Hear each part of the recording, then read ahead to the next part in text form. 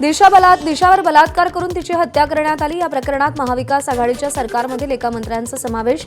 नाव न घेता साटम यांचा आदित्य ठाकरेंकडे रुख। त्या मंत्र्यांना अटक करा, नितेश राणे आणि शंभूराज देसाईंची मागणी। आदित्य ठाकरेंना ताब्यात घेऊन नार्को टेस्ट करा, दिशा सालियनचे वडील सतीश सालियन यांची मागणी। उद्धव ठाकरेंचीही चौकशी करा, दिशाचं जिवंत राहणं अनेकांना त्रासात टाकणारं होतं म्हणून तिला मारलं, सतीश सालियन यांचा आरोप। मागच्या 5 वर्षांपासून बदनामीचा विरोधकांकडून प्रयत्न, दिशा सालियन प्रकरणावर आदित्य ठाकरेंची माध्यमांना प्रतिक्रिया। सभागृह नियमानुसार चालत नसल्याची राज्यपालांकडे तक्रार, आदित्य ठाकरेंची माहिती।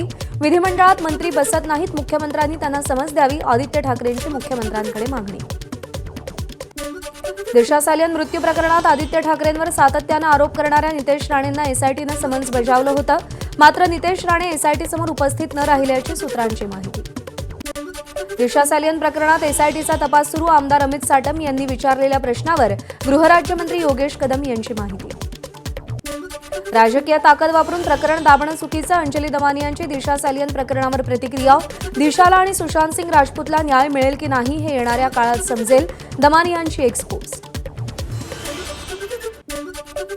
औरंगजेब प्रकरण सरकारवरच उलटल्यानं दिशा सालियन प्रकरण आणलं, संजय राऊतांची प्रतिक्रिया।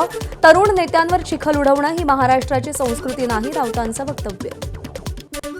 दिशा सालियन प्रकरणात आदित्य ठाकरेंचा संबंध नसल्याची रोहित पवारांची प्रतिक्रिया।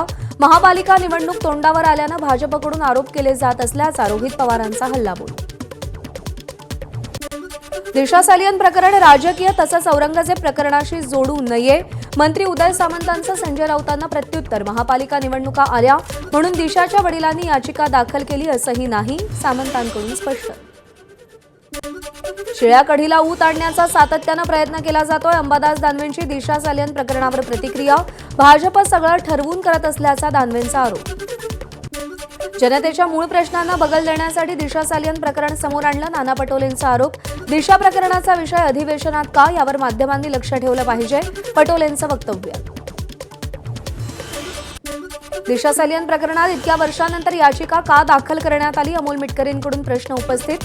दिशा प्रकरणात महाराष्ट्राचे मूळ प्रश्न सत्ताधारी आणि विरोधकांनी भरकटवू नयेत, मिटकरींचं वक्तव्य। सतीश सालियन यांनी आता कोणत्या आधारे याचिका केली माहीत नाही, मात्र याचिका करून योग्य केलं, अभिनेता सुशांत सिंग राजपूतच्या वडिलांची प्रतिक्रिया। सुशांतच्या केसबाबतही स्पष्टता येईल, त्यांच्या वडिलांचं वक्तव्य। विधानसभेच्या पायऱ्यांवर सत्ताधाऱ्यांचं दिशा सालियन प्रकरणी आंदोलन, दबाव कशाला, न्याय हवा दिशाला अशा आशयाचे बॅनर हातात घेत आंदोलन। सत्ताधाऱ्यांचं आंदोलन सुरू असताना विरोधकांचंही पायऱ्यांवर आंदोलन, सभापतींच्या विरोधात आंदोलन करत विरोधकांची घोषणाबाजी। सभापती विरोधकांचा आवाज दाबत असल्याचा आरोप। विधानभवन परिसरात एकनाथ शिंदे आणि नाना पटोलेंमध्ये हस्तांदोलन, दोघांमध्येही चर्चा झाली। महाविकास आघाडीच्या शिष्टमंडळानं राजभवनावर जाऊन राज्यपालांची भेट घेतली। विधान परिषदेत नियमानुसार कामकाज होत नाही, सभापती पक्षपातीपणा करत असल्याचा विरोधकांचा आरोप। शिल्पकार राम सुतार यांना 2024 या वर्षासाठीचा महाराष्ट्र भूषण पुरस्कार जाहीर, मुख्यमंत्री देवेंद्र फडणवीस यांची विधानसभेत घोषणा।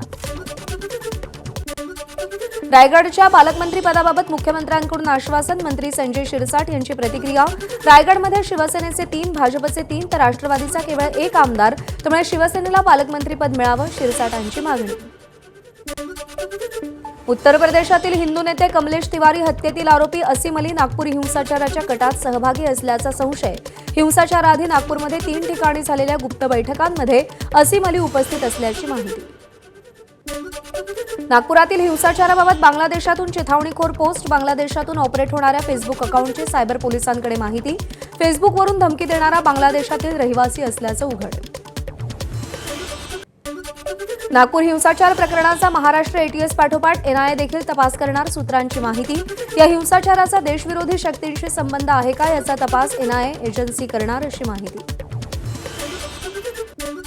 नागपूर हिंसाचार प्रकरणातील कथित मास्टरमाइंड फहीम खानवर देशद्रोहाचा गुन्हा दाखल, फहीम खानसह 6 आरोपींवर देशद्रोहाचा गुन्हा दाखल। संभाजी महाराजांच्या हत्येला औरंगजेब थेट जबाबदार नाही, एमडीपीचे कार्यकारी अध्यक्ष हमीद इंजिनियर यांचं वक्तव्य। औरंगजेब अखंड भारताचा निर्माता होता, भारतात अनेक चांगली कामं केली, इंजिनियर यांचा अजब जावेशी। भाजप नेते किरीट सोमय्यांचं नागपूर पोलीस आयुक्तांना पत्र. नागपूर हिंसाचारातील मुख्य आरोपी फहीम खानचे मालेगाव आणि बांगलादेशी कनेक्शन तपासा. सोमय्यांची पत्रातून मागणी. एबीपी माझा, उघडा डोळे बघा नीट.